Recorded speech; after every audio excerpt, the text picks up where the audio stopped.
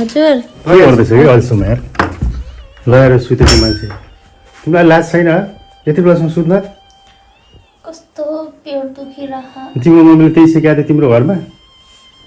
अहिले कति बज्यो 10 बजीसक्यो अहिलेसम्म सुत्नुपर्छ बिहानै उठ्नु पर्दैन बुहारी भइसकेपछि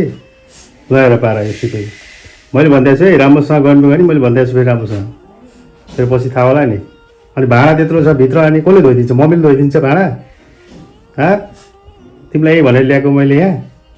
तिमीलाई यहाँ खुवाएर बसाल्न ल्याएको हो र चाउ गएर भाँडा माझ चाउ भाँडा खाँडा धुनु छैन चाउ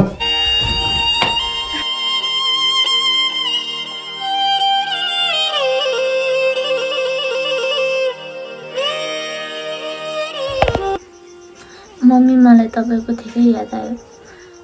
ठुला ठुला सपना देखाएर आज यस्तो अवस्थामा पुगेछु छोरीबाट बुहारी बन्न पुगेछु मम्मी तपाईँले मलाई पनि भन्नुभयो कति राम्रो छ अनि के हुँदैन भनेर तर आज यस्तो हालमा पुगेछु बिरामी हुँदा पनि कसैले हेर्दैन मम्मी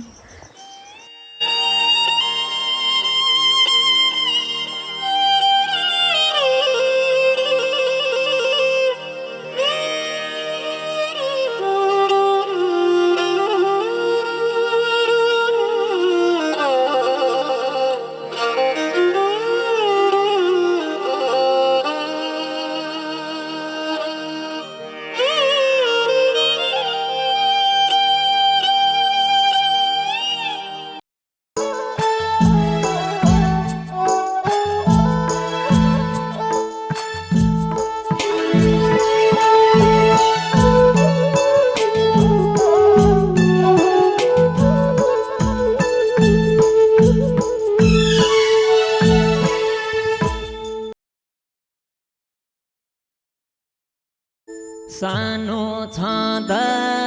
हुर्कायौ नि पछ्यौरीले बेरी दिन रात रुन्छु आमा तिम्रै फोटो हेरी सपनीमा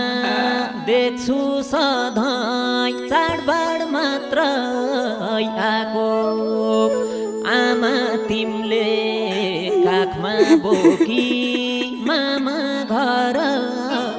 गएको